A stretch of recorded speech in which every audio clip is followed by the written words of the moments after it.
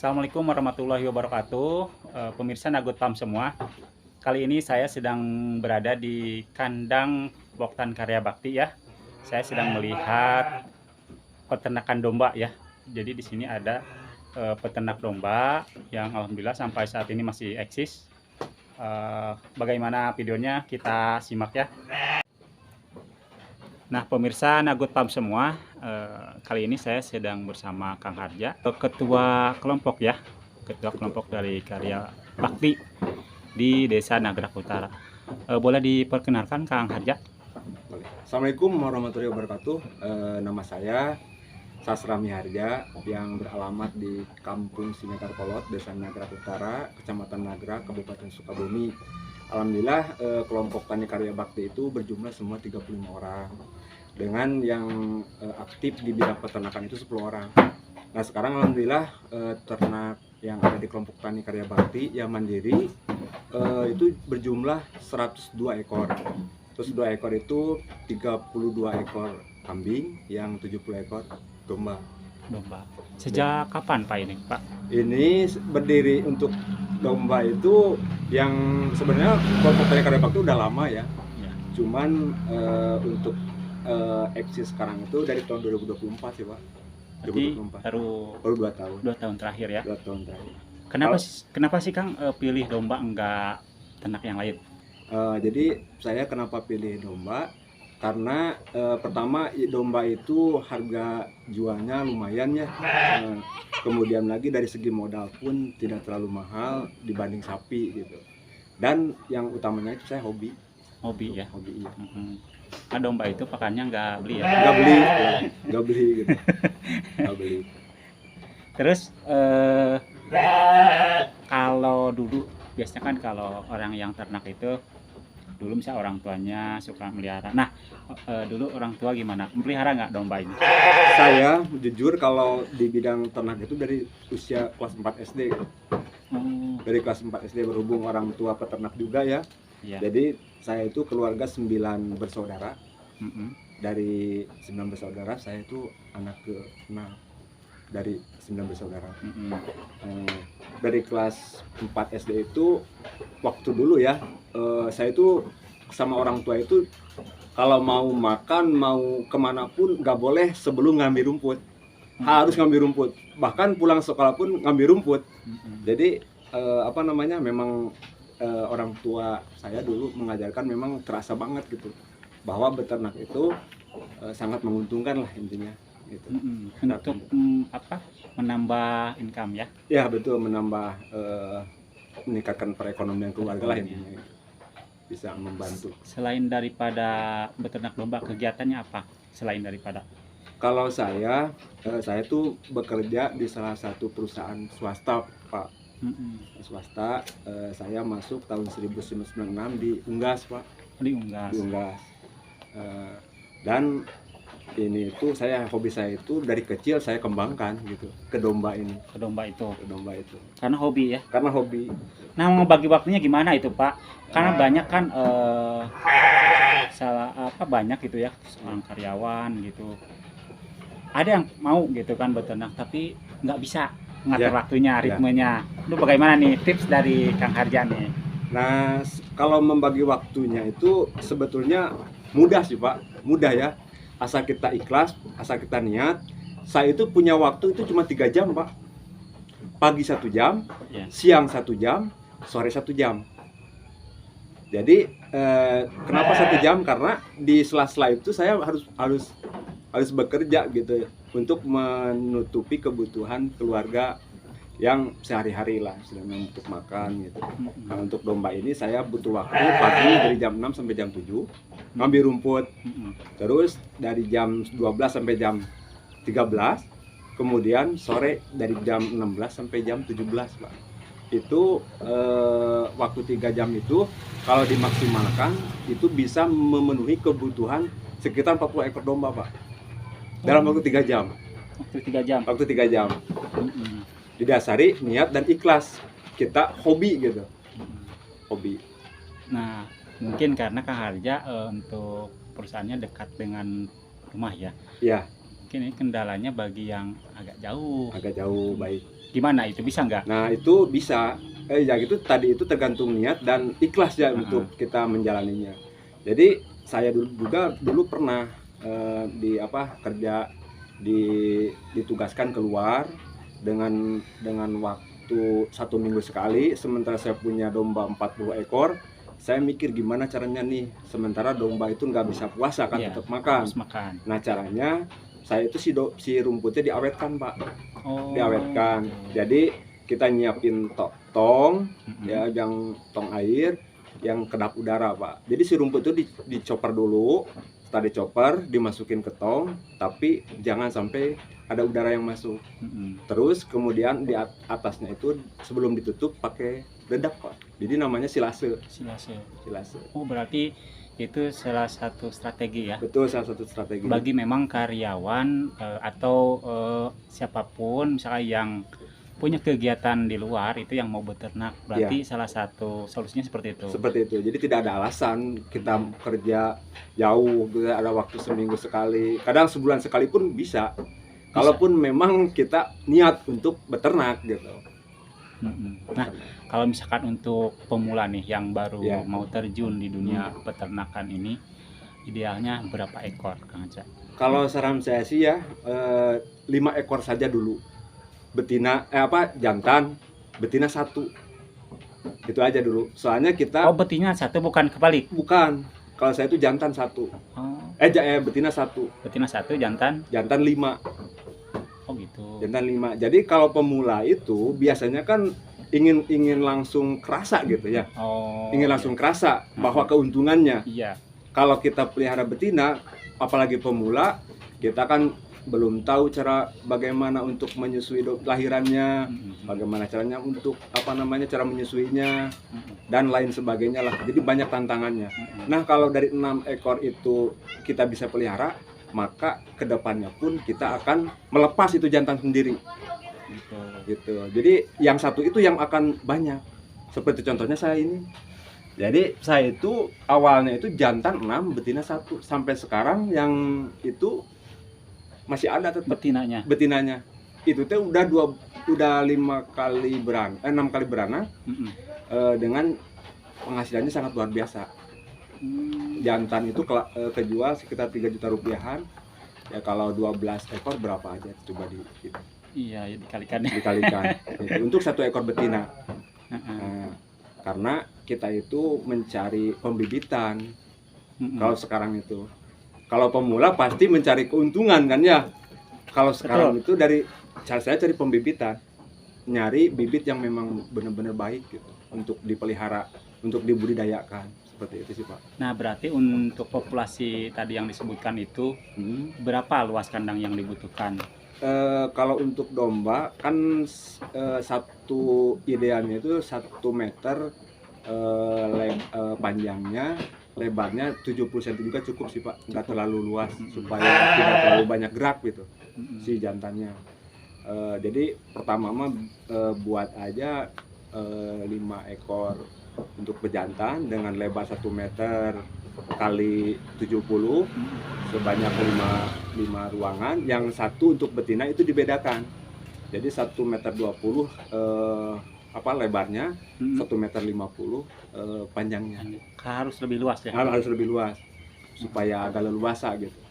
Nah, untuk pemula nih, misalkan yang mau terjun nanti, itu kan dengan berapa tadi, 5 jantan 1 betina jantan. itu butuh berapa modalnya? Kalau idealnya dari usia berapa kita melihara itu? Kalau dari usia itu sekitar 5-6 bulan jantannya ya. Kalau betina itu siap kawin. Bahkan kalau memang ada yang itu mah yang sudah hamil gitu. Sudah hamil. Sudah hamil. Jadi pas saat sudah hamil di sini dipelihara 5 bulan kan lahiran tuh. Iya, jadi si jantan tersebut tuh yang kita pelihara bisa kawin ke yang itu. Gitu ngakalinnya. Nah, kalau masalah biaya untuk pembeliannya itu 1 ekor jantan itu lepas sapi itu 1,5 juta rupiah ya Pak ya. Nah, kalau usia 6 bulan itu sekitar di angka 2 juta rupiahan. lepas. Nah, itu 6 juta 2 juta rupiahan. Kalau betina yang saat hamil itu hamil muda disebutnya ya, itu di angka 2,5 sampai 3 juta rupiah. Hamil muda. Misalkan yang paling pas itu kan tadi belinya sekitar 2 juta ya, Iya, 2 juta rupiahan. kali 2,5 ya. Iya, iya. Nanti pasnya di angka berapa kalau mau jual itu? Mohon maaf, Kak.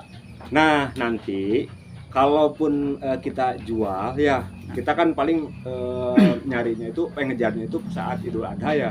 Dari angka 2 juta rupiah itu setelah kita dipelihara itu kejual langsung ya ke pemakai itu sekitar di angka 4 juta atau 3,5 juta rupiah, Pak. Itu dipelihara Satu oleh ekor. satu ekor. Satu ekor. Jadi kita punya profit sekitar 2 juta rupiahan per ekor. Jadi kalau modal 10 juta Ya. ya 10 juta itu nantinya bisa kejual itu sekitar harga 24 4 kali 5 20 ya 20 juta 12 juta ya selisihnya ya. 12 juta selisihnya 10 juta gitu ya. ya 10 juta. 10 juta rupiah. Jadi 2 kali lipat ya, Pak ya. 2 kali lipat. Berarti nanti jangan dijual semua ya. Jangan dijual Sisain semua, satu, Maya. sisain satu untuk pejantannya gitu, Pak. Kalau dijual semua mah kita lama lagi Nah, nunggu. kecuali nanti kita udah itu anaknya udah besar baru kita dijual yang itunya, yang pejantannya. Kalau ciri-ciri betina yang bagus itu seperti apa, Kang? Kalau menurut pengalaman saya betina yang bagus itu badannya tinggi ya, badannya tinggi terus panjang. Iya. Kemudian lagi si perutnya itu kalau istilah Sunda mah apa namanya ya, ngabeteng baskom, ngabeteng katel kan, apa namanya kalau katel wajan itu, kayak wajan gitunya, si perutnya itu tidak rata kayak kuda gitu, tidak. Jadi kayak wajan lah itunya, bulatannya Bulat gitu, setengah lingkaran. setengah lingkaran ya, Aha. setengah lingkaran Itu dari betina. dari betina. Kalau dari pejantan? Kalau dari pejantan itu dari kaki juga ya, dengan tinggi. Jenjang ya.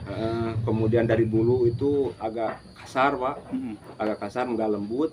Kemudian dari kulit itu berminyak, kulitnya berminyak. Jadi tanda domba cepat besar itu berminyak. Jadi apa namanya, lemak di dalam itu bagus gitu sih. Kemudian dari tanduk pun sama gitu. Dari tanduk jantan itu memang kelihatannya sepele ya, tanduk gak bisa dimakan, cuman mahkotanya itu Ya. jadi mahkota. Karena kan kalau pejantan itu biasanya ngelihatnya dari tanduk dulu ya. Betul. Karena itu bagian dari ciri khasnya ya. Iya. Iya.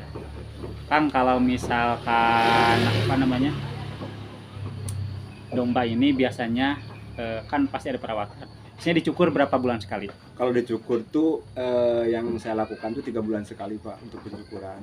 3 bulan. Pencukuran. Bulu, kalau kuku gimana kuku? Kalau kuku sama dengan bulu, Pak. Oh, Jadi berbarengan. berbarengan kuku sama bulu. Kalau dimandikan itu seminggu sekali. Kalau dimandikan Jantan apa betina? jantan. Sama? Apa jantan? Kalau betina saat mau dibirahi, mau dipijahkan aja, mau dikawinkan, dimandikan, dicukurin, baru dikawinkan. Kalau untuk betina, betina itu kan masa hamilnya tuh 5 bulan ya, 5 bulan masa hamilnya, 5 bulan lahir, kemudian 3 bulan anaknya besar, itu kita cukurin induknya, dicukurin, kemudian dimandiin, setelah dimandiin dijemur, setelah dijemur baru dikawinkan. Oke. Nah, menurut pengalaman nih ya, Kang Kastra, Ya, kandang itu kan modelnya banyak kan? ya, Modelnya banyak. Terus mengenai arah juga gitu kan, bisnis kan jadi pertimbangan nih untuk Ya. para peternak. Nah, kandang yang ada di Kang Harja ini kenapa modelnya seperti ini? Apa keuntungannya? jadi ya kalau menurut pengalaman saya ya bagusnya gitu, dan ini nggak tahu sugesti juga ya. Jadi menghadap itu ke barat, ke timur, berarti ke timur atau ke barat, Ke arah matahari, ke arah matahari, terbit atau tenggelam? terbit atau tenggelam gitu. Jadi supaya kesinaran matahari itunya Si ternaknya. si ternaknya. Karena sinar matahari itu baik untuk kesehatan domba. Untuk kesehatan. Ya. Mm-mm. Kan kebanyakan ini Pak, kalau misalkan apa namanya, kandang ini kan, kalau ini kan ada lorong Ya. kanan kiri gitu Ya. kan. Ada juga kan yang memang si tempat pakannya itu di luar gitu kan, saling apa, Berhadapan. uh, Berhadapan.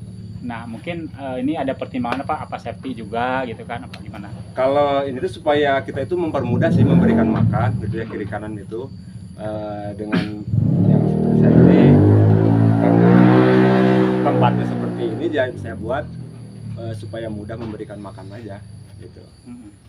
supaya mudah. Nah, kalau itu kan untuk tadi kan pemasaran ini ya belum ada ya kalau MOU. Nah, harapannya ke depan gimana Kang untuk peternakan ini? Harapannya untuk para peternak itu, karena kita berawal dari petani ya, oleh petani dan untuk petani. Jadi asalnya peternakan itu dari petani. Jadi maka para petani kita buat jaringan yang ini kan luas ya Indonesia itu kan ya, jangan Indonesia, Nagrag aja, Nagrag Utara khususnya. Jadi banyak sekarang itu Pak, para petani itu ngambil dari luar. Kenapa nggak ngambil dari para petani? Karena jarang komunikasi, jarang kita sosialisasi sesama peternak. Ya mungkin ini juga saya harapannya itu kedepannya dari pihak pemerintah untuk bagaimana caranya supaya ada gabungan para peternak di wilayah kami gitu, supaya ya pertama untuk mempermudah kita dapat pembibitan, dapat indukan, kemudian lagi pemasarannya juga Pak, pemasarannya juga. Karena sekarang itu pemasaran itu kita bukan dikuasai oleh para peternak, petani bukan, yaitu para tengkulak. Jadi dari kita oleh tengkulak sama tengkulak gitu. Nah, harapan saya itu kedepannya bagaimana caranya supaya para petani itu asalnya dari petani dombanya, kemudian dipelihara oleh petani dan buat petani lagi. Jadi para petani itu sejahtera gitu. Iya, betul Pak. Memang salah satu kendala dari seorang peternak itu biasanya di pemasaran, biasanya ya seperti itu, di pemasaran, jaminan pasar ya istilah nama. Jadi maksudnya gini Kang, ke depan ini dengan posisi kesibukan Kang Harja, berapa sih yang akan yang ingin dipelihara itu, misalnya betinanya mau berapa, pejantan mau berapa gitu, sehingga masih bisa tercover. Keinginan berapa itu? Jadi keinginan saya itu saya punya bibitan 50 ekor Pak, rencana saya itu betina 50 ekor, karena kalau kita punya bibitan 50 ekor itu setara dengan UMR Pak, setara dengan UMR, itu ke cover 50 ekor sendiri ya. Itu bisa ke cover sendiri. Jadi kita sebelum memelihara ternak ini, kita ya pertama harus menyiapkan pakannya dulu. Karena yang kita pelihara itu makhluk hidup ya, hidup dan perlu makan. Oleh karena itu kita harus disiapkan bank pakannya dulu. Jangankan 50 ekor Pak, 1 ekor aja kalau kita tidak ngambil itu nggak bisa makan. Nah, kenapa harus 50 ekor? Nah, itu kalau kenapa 50 ekor? Jadi kalau di bawah segitu tidak setara dengan UMR Pak. Tapi ini keinginan saya ya. Itu bisa 40, bisa 30 bisa. Cuman harapan saya ke depannya saya ingin 50 ekor bibitan. Kalau sekarang kenapa sedikit? Karena saya terbatas dengan kerjaan. Waktu ya. Terbatas dengan waktu. Hitungannya gimana Pak kalau 50 ekor itu? Jadi 50 ekor itu kita bisa divariatifkan Pak masa birahinya. Misalkan 10 gitu ya. Jadi 10 ekor ini lahiran, yang ini 10 ekor hamil misalkan ya. Kemudian 10 ekor dia masa hamil muda, yang 10 ekor lagi siap untuk kawin. Jadi setiap bulan itu saya bisa ngejual gitu. Oh, gitu. Bisa ngejual cempe gitu. Targetan usia berapa? 5 bulan Pak. Usia 5 bulan. 5 bulan. Jadi yang 50 ekor itu 5 bulan itu kita bisa jual bulan berikutnya. Kalau betina usia 5 bulan berapa dijual? Kalau betina itu di angka 1,2 Pak, 1,5 lah paling mahal. 1,5 paling mahal. Kalau pejantan? Kalau pejantan itu usia 5 bulan 2 juta rupiah mah laku kejual Pak. Berarti kalau dari satu indukan satu aja, Ya, satu-satu misalkan. ya kali 10 kan kita bisa jual 10 kan ya. Oh, berarti itu analisa pasarnya ya. Analisa pasarnya seperti itu. Mudah-mudahan Kang Harja ke Ya. depan ini ternaknya bisa lebih banyak Amin, amin. dan juga ketersediaan bank pakan ya. Ya. Kalau 50 ekor itu berapa itu yang Nah. dibutuhkan luas area? 50 ekor itu kalau dari sobat-sobat banyak apa namanya limbah ya, terutama limbah jagung ya, kemudian limbah kedelai, limbah kopi dan lain sebagainya itu bisa dimanfaatkan Pak. Nah, kalau di sini berhubung jarang ya jauh, jadi saya mempergunakan lahan seadanya aja. Untuk 50 ekor itu 1 hektar Pak, 10.000 meter Idealnya. persegi. Idealnya 10.000 meter persegi untuk bebitan 50 ekor. Itu kita nggak bakalan kemana-mana gitu. Cukup ya. Cukup. Dan saya di 40 ekor itu ini mimpi ya Pak, mimpi yang saya apa namanya bisa terwujud gitu. Dengan 40 ekor anak seorang petani bisa jadi sarjana Pak. Ini pengalaman saya. Yang itu tidak mungkin jadi mungkin Pak. Karena saya itu anak saya kan nggak sekolah ya Pak, nggak sekolah. Jadi bagaimana caranya supaya anak itu bisa sekolah gitu ya dari ternak ini Pak. Dari hasil ternak. Dari hasil ternak. Ya, saya persiapkan untuk 1 semester itu 2 ekor. 2 ekor jantan. Oh, cukup ya itu ya. Cukup itu untuk biaya UKT. Oh, Ya. Biaya UKT. Nah, jadi kalau 8 semester itu kita cukup 16 ekor saja untuk apa namanya? Untuk bayar kuliah gitu. Jadi kata siapa anak petani tidak bisa sarjana Pak. Bisa Pak, asal ada keinginan, asal ada niat dan ikhlas menjalaninya. Oke. Nah, untuk yang nanti misalnya pemula nih, apa pesan dari Kang Harja ini yang misalkan kan ada ketakutan atau apa, takut gak laku misalnya domanya, Ya. apa harapan dari Kang Harja untuk khususnya para pemula nih yang akan terjun di bidang peternakan domba ini? Baik, kalau saran saya itu kalau memang ada niat, ada keinginan, jangan dinanti-nanti Pak. Sekarang ayo mulai. Karena kalau sudah dimulai mah insya Allah ada keinginan, ada niat dan ikhlas menjalaninya, maka itu akan terjadi. Seperti itu sih Pak. Karena selama di dunia ini orang masih butuh daging, pasti membutuhkan itu aja sih Pak. Oke. Pasti membutuhkan. Terima kasih Kang Harja. Baik, baik Pak. Atas wawancara, mudah-mudahan ini bisa bermanfaat. Baik. Ya. Terima kasih.